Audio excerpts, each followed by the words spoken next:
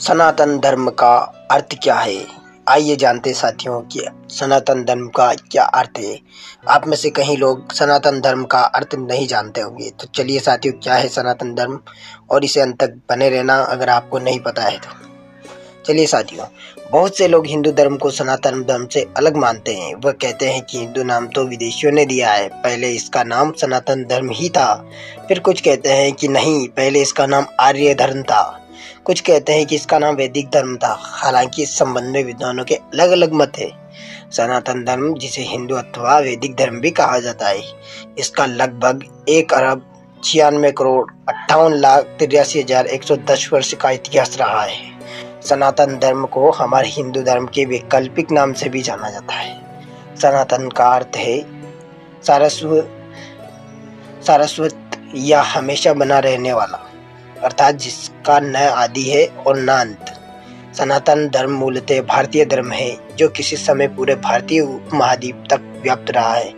विभिन्न कारणों से हुई भारी धर्मांतरण के बाद भी विश्व के इस क्षेत्र की बहुसंख्यक आबादी इसी धर्म में आस्था रखती है।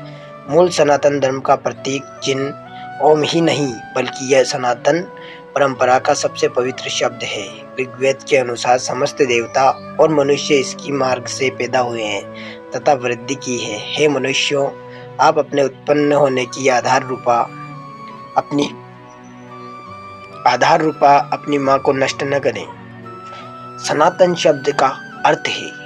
तो साथियों, अब जानते हैं हम कि सनातन शब्द का क्या अर्थ है।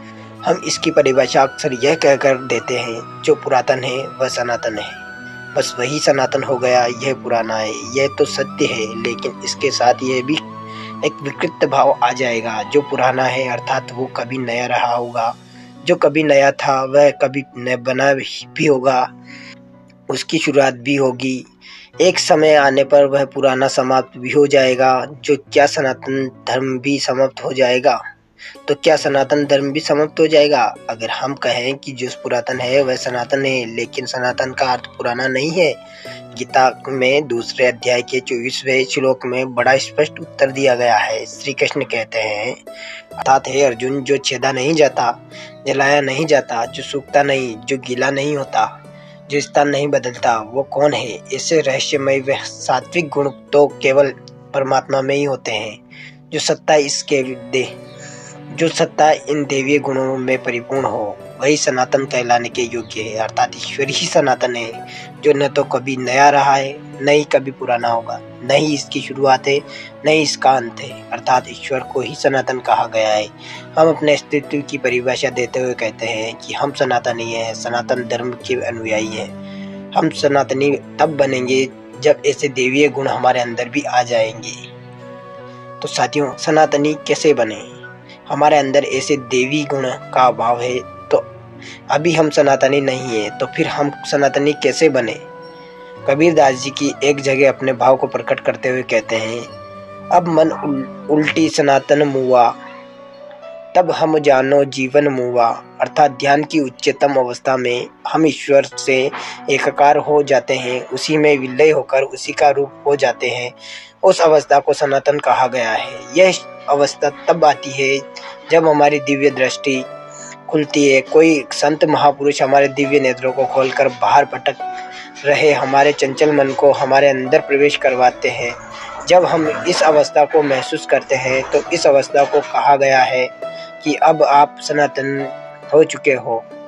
हमारा मन अंदर की ओर उलट गया, हम ईश्वर से मिल गए, उसमें एकाकार हो गए हैं। इस अवस्था को सनातन कहा गया है। अतः हम केवल कोरे भाषणों से अथवा कोरे वाक्यों से सनातनी न बने, बल्कि गीता व शास्त्रों के आधार पर हम सनातनी बने। फिर देखिए, हमारा जीवन ही कुछ अलग होगा, उसका आनंद भी कुछ अलग होगा। तो साथियों, ये थे आज की कहानी। आई होप आपको पसंद आई होगी और आपको समझ में आया होगा कि सनातनी धर्म और सनातन का अर्थ क्या है और सनातनी धर्म क्या है। तो आई होप आप जान पाए होंगे और आपको ये पसंद आई होगी कहानी। चलिए साथियों, मिलते हैं किसी नए टॉपिक के साथ, नए अंदाज के साथ। तब तक के लिए धन्यवाद।